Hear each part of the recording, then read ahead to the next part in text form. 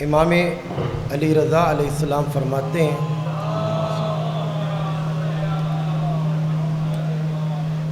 الدعاء مخ العبادہ، دعا جو ہے وہ عبادت کا مغز ہے۔ دعا جو ہے اس کو عبادت کی روح کہا گیا ہے۔ جس طرح ہم نماز پڑھتے ہیں تو نماز پڑھنے کے بعد ہمیں حکم ہے کہ بندہ دعا مانگے، اور دعا مانگنا یہ اللہ تعالیٰ کو بہت پسند ہے۔ بندہ نماز پڑھے اور دعا نہ مانگے تو اللہ تعالیٰ، یعنی یہ بھی علماء پڑھتے ہیں کہ نماز کو منہ پہ مار دے گا، کیونکہ اللہ ہماری نماز کا محتاج نہیں ہے۔ اللہ ہماری صرف دعا سننے کے لیے ہمیں نماز پڑھنے کا حکم دیا ہے۔ لفظ صلاۃ کا معنی بھی دعا تھا پہلے، لیکن بعد میں نماز کے لیے اس کو مخصوص کر دیا گیا۔ لیکن جو پہلے لفظ زمانے میں رسول اللہ کے زمانے میں دعا صرف نماز کو کہا جاتا کہ دعا مانگ لیں، تو اب اس کے بعد صلاۃ جو اب ہم نماز پڑھتے ہیں یہ اس کے معنی میں بدل گیا۔ تو دعا کے لیے ہمیں حکم ہے، لیکن ہمیں دعا نماز کے بعد بھی مانگنی چاہیے۔ ہر وقت اللہ کی بارگاہ میں اگر نماز نہیں بھی پڑھ رہے تو پھر بھی ہمیں دعا کا ہمیں حکم آیا ہے، کیونکہ اس کے لیے امام فرماتے ہیں کہ انبیاء کا جو ہتھیار تھا وہ دعا تھا۔ سلاح الانبیاء الدعا، کہ انبیاء کا جو ہے ہتھیار وہ بھی دعا تھا، کہ جو بھی منگوانا ہے مصلی پہ بیٹھ جائیں، اللہ کی بارگاہ میں گڑ گڑا کر رو کر جو دعا مانگی جائے وہ اللہ اس کو بہت جلد قبول کرتا ہے۔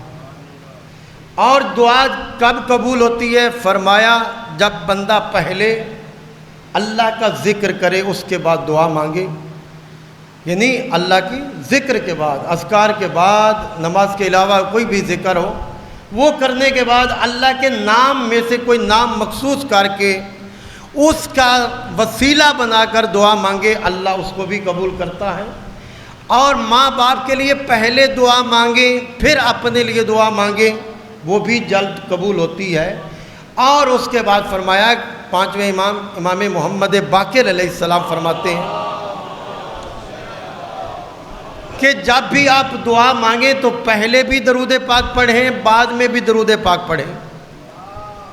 یعنی جب پہلے درود اللہم صلی علی محمد و آل محمد، اپنی دعا چاہے اپنی زبان میں مانگے چاہے عربی میں پڑھیں، آخر میں پھر دعا مانگیں۔ پوچھا گیا اس کی وجہ کیا ہے؟ تو مولا فرماتے ہیں کہ جب بندہ درود پڑھتا ہے تو آپ بھی درود پڑھتے ہیں، اللہ بھی درود پڑھتا ہے، تو درود تو اللہ نے ہر حال میں قبول کرنا ہے۔ تو کہا یہ کیسے ہو سکتا ہے کہ اللہ پہلی دعا بھی قبول کر لے اور آخری دعا بھی قبول کرے اور درمیان والی دعا کو قبول نہ کرے؟ یعنی یہ ہمیں دعا سکھانے کا مولا نے طریقہ بتایا ہے کہ پہلے بھی درود پڑھو بعد میں بھی درود پڑھو۔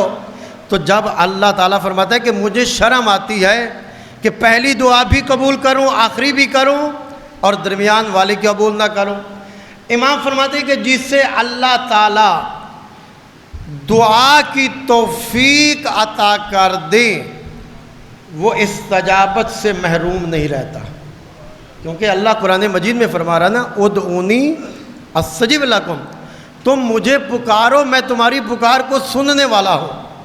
کہا اللہ تعالیٰ جسے دعا مانگنے کی توفیق عطا کر دیتا ہے، یعنی یہ بھی اللہ کی طرف سے توفیق ہے کہ بہت سے لوگ دیکھیں گے آپ جن کو یہ موقع ہی نہیں ملتا، ان کے پاس وقت ہی نہیں ہوتا کہ کبھی دعا بھی مانگ لیں، کیونکہ دنیا میں مگن ہوتے ہیں۔ لیکن مگر اس میں جب امام محمد باقر علیہ السلام کے زمانہ میں جناب جابر سے پوچھا گیا کہ آپ نے بڑی لمبی زندگی پائی ہے، آپ کی زندگی کا خلاصہ کیا ہے؟ تو انہوں نے اپنی زندگی کا جو خلاصہ بتایا، کہا کہ میں اپنی بیماری کو صحت کے اوپر ترجیح دیتا ہوں، یہ جناب جابر رسول خدا کے دور میں رہے، مولا کائنات کے دور میں رہے، مولا علی علیہ السلام، امام حسن، امام حسین اور امام باقر علیہ السلام تک آپ خود پیغمبر نے فرمایا تھا کہ جب تو میرے 5ویں جانشین سے ملے گا تو انہیں میرا 5ویں امام سے ملے گا تو میرا ان کو سلام کہنا. یعنی یہ بہت بڑا ان کے لیے اعزاز تھا، اور وہ انتظار کرتے رہتے کہ مولا کب آئیں گے. اور میں یعنی چلتے ہوئے بازار میں بھی جاتے تھے، ان کو نظر نہیں آتا تو عین الباقر عین الباقر کی آوازیں جب لگاتے تھے تو لوگوں نے کہا کہ کیا آپ کا دماغ تو صحیح نہیں ہے کہ آپ ہر وقت باقر باقر کہتے رہتے ہیں؟ کہا کہ جس دماغ میں علی آ جائے وہ کبھی خراب نہیں ہوتا.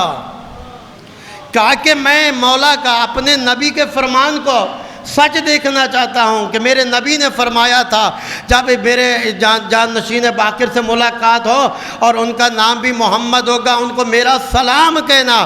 تو کہا میں نے تو امانت کو پہنچانا ہے. تو ایک دن بازار میں چلتے چلتے جناب امام زین العابدین بھی ہیں، ساتھ میں امام محمد باقر بھی ہیں، تو جیسے ان کی زبان سے نکلا عین الباقر عین الباقر، تو امام فرماتے ہیں چوتھے امام کہ جس باقر کو آپ تلاش کر رہے ہیں وہ یہ باقر ہے.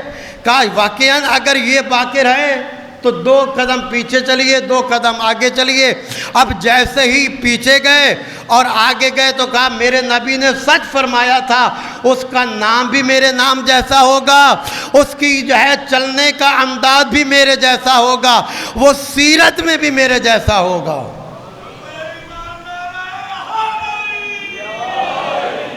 اب سینے سے لگایا، جب سینے سے لگایا تو لگانے کے بعد کہا میرے نبی نے سچ کہا. امام باقر علیہ السلام کا چھوٹا سن ہے. کہا کہ اے جابر کیا میرے نانا کی امانت نہیں دو گے؟ کہا آپ کے نانا نے آپ کو سلام بھیجا ہے. یعنی میں کہوں گا کہ جن کو نبی سلام بھیجے وہ اور ہیں، اور جو خود رضی اللہ بن جائیں وہ نبی خود سلام بھیج کے جا رہے ہیں امام باقر علیہ السلام کے اوپر. اور کہا، اور یہ امام باقر علیہ السلام کے ہر وقت قریب رہتے تھے، جتنی اس زندگی کا باقی حصہ تھا امام علیہ السلام کے پاس آ کر امام باقر علیہ السلام کے پہلو میں بیٹھ کر گزارتے. تو ایک دن امام نے پوچھ لیا کہ اے جابر اپنی زندگی کو کیسے پایا؟ یعنی ہماری تو ہر وقت دعا یہی ہے، مگر ان کا دیکھیے فرمایا کہ میں بیماری کو صحت کے اوپر ترجیح دیتا ہوں، بڑھاپے کو جوانی کے اوپر ترجیح دیتا ہوں، اور امیری کو غربت پہ ترجیح دیتا ہوں. کہا کہ یہ کیا وجہ ہے؟ کہا جب بندہ زیادہ بیمار ہوتا ہے تو اللہ کو یاد کرتا ہے، جب بندہ غربت میں ہوتا ہے تو اللہ کو یاد کرتا ہے، جب بندہ غریب ہوتا ہے تو اللہ کو یاد کرتا ہے، جب بڑھاپے میں چلا جاتا ہے تب بھی اللہ کو یاد کرتا ہے. کہا کہ تینوں حالتوں میں میں چاہتا ہوں کہ بندہ ہر حال میں اللہ کو یاد کرے. میرا دل چاہتا ہے امام نے یہی فرمایا ہوگا کہ ہمارے اور تمہارے درمیان یہی فرق ہے کہ جو جہاں پہ میں آ جائے وہ غیر معصوم ہے، لیکن ہم آل محمد وہ چاہتے ہیں جو اللہ چاہتا ہے. وَمَا تَشَاءُونَ إِلَّا أَن يَشَاءَ اللَّهُ، کہ ہم وہی چاہتے ہیں جو اللہ چاہتا ہے. وہ چاہے تو صحت میں رکھے، وہ چاہے تو بندے کو بیمار رکھے، یہ بھی اللہ کی مصلحت ہے. وہ چاہے تو غربت دے، یہ بھی اللہ کی مصلحت ہے. اگر وہ مال و دولت سے نوازے تو یہ بھی اس کی مصلحت ہے. یعنی ہر حال میں پروردگار کا شکر ادا کرنا چاہیے. اور جناب یعنی امام فرماتے ہیں کہ جس کو اللہ 3 توفیق عطا کر دے. پہلی توفیق کیا ہے؟ دعا. جسے دعا مانگنے کی اللہ توفیق عطا کر دے وہ استجابت سے محروم نہیں ہو جاتا. اور دوسرا استغفار، جسے اللہ توبہ اور استغفار کرنے کی توفیق عطا کر دے وہ بخشش سے محروم نہیں رہتا. کہ استغفر اللہ ربی واتوب الیہ پڑھتے رہنا، یہ لفظ استغفار کا مطلب کیا ہوتا ہے کہ استغفر اللہ ربی واتوب الیہ، یہ پورا جو ہم پڑھتے ہیں کہ اس کا مطلب ہے استغفار کرنا، یعنی توبہ کرنا. جب استغفار کرے گا تو بخشش ہو جائے گی. بخشش تبھی ہوگی جب اللہ اس سے توبہ کرا لے گا. اور وہ توبہ کیسے کرائے گا؟ یہ اللہ خود انسان کو توفیق عطا کرا ہے۔ مگر توبہ کا مطلب کیا ہوتا ہے؟ توبہ کا مطلب یہ ہے، ایک تو ہم نے پڑھ دیا استغفر اللہ ربی واتوب الیہ، ہمیں معنی کی طرف بھی توجہ نہیں کی کہ کیا پڑھا ہے۔ کبھی ہم پڑھ تو دیتے ہیں لیکن پتہ نہیں ہوتا کیا پڑھ رہے ہیں، معافی بھی مانگ لی لیکن تھوڑی دیر کے بعد توبہ کا جو مطلب ہے توبۃ نصوحا کا مطلب کیا ہے کہ پھر اس کے بعد یہ گناہ نہ کرنا، یعنی ایک گناہ کیا دوبارہ اس گناہ کو نہ بجا لانا، یہ توبہ ہے۔ اور جسے اللہ استغفار کی توفیق عطا فرما دے وہ بخشش سے محروم نہیں رہتا۔ اور تیسری بات ہے جسے اللہ شکر کی نعمت سے نواز دے، جسے اللہ شکر بجا لانے کی توفیق عطا کر دے، پھر بھی وہ نعمت سے محروم نہیں رہتا۔ نعمت ہمارے پاس، یہ ہمارا جو ہے جسم بھی نعمت ہے، ہمارے پاس لباس، ہمارے پاس گھر، یہ بھی نعمت ہے، اولاد بھی نعمت ہے، ماں باپ بھی نعمت ہیں، بہن بھائی بھی نعمت ہیں، یہ ساری نعمتیں اللہ نے عطا فرمائی ہیں۔ اور اللہ تعالیٰ فرما رہا لَإِن شَكَرْتُمْ لَأَزِيدَنَّكُمْ، یعنی شکر کے بارے میں یہاں تک فرما دیا کہ تم جتنا میرا شکر بجا لاؤ گے میں اتنا تمہاری نعمتوں میں اضافہ کرتا جاؤں گا۔ یعنی یہ اس میں اللہ نے شرط رکھی ہے کہ لَإِن شَكَرْتُمْ لَأَزِيدَنَّكُمْ، کہ جتنا شکر بجا لاؤ گے، اللہ نے جتنی نعمتیں عطا کی ہیں ہر نعمت پہ اللہ کا شکر بجا لانا، یعنی کھانے کو دیکھا تو اللہ کا شکر ادا کریں، لباس کو دیکھا تو اللہ کا شکر ادا کریں، بہن بھائیوں کو، رشتہ دار، عزیز محلے کو دیکھا، یعنی جہاں پہ رہتے ہیں اپنے دوستوں کو دیکھا پھر بھی اللہ کا شکر ادا کیا۔ حتیٰ کہ امام زین العابدین علیہ السلام کے بارے میں ہے کہ جب آپ کو کوئی سلام کرتا پھر ہی اللہ کا شکر ادا کرتے تھے، کہ کہا یہ نعمت ہے۔ اور ہر نعمت کے بارے میں کیا ہے، یہ اللہ تعالیٰ کیا یہ ساری نعمتوں کے لیے فرما رہا ہے کہ لَإِن شَكَرْتُمْ لَأَزِيدَنَّكُمْ، تم جتنا زیادہ شکر بجا لاؤ گے اللہ تعالیٰ تمہاری نعمتوں میں اضافہ کرتا چلے جائے گا۔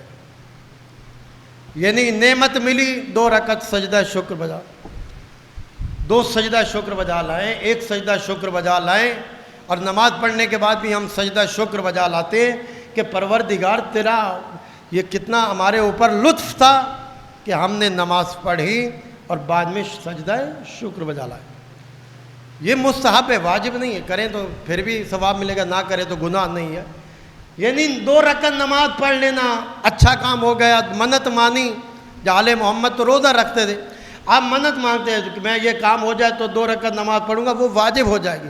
تو یہ لیکن مستحب عمل کے جو ہے 2 رکعت پڑھنا یہ سنت ہو جائے گا اگر آپ کس کے جو اللہ نعمتیں عطا کر رہا ہے اس کے اوپر اللہ کا شکر بجا لانا کہ پروردگار تو نے مجھے یہ نعمتیں عطا کی، یہ نعمتیں عطا کی۔ پھر شرط کیا رکھی، لَإِن شَكَرْتُمْ لَأَزِيدَنَّكُمْ، تم جتنا میرا شکر بجا لاؤ گے میں اتنا تمہاری نعمتوں میں اضافہ کرتا چلا جاؤں گا۔ یہ شرط ہے جب جسے اللہ پھر یہ شکر ہے کیا، چھٹے امام جعفر صادق علیہ السلام کی بارگاہ میں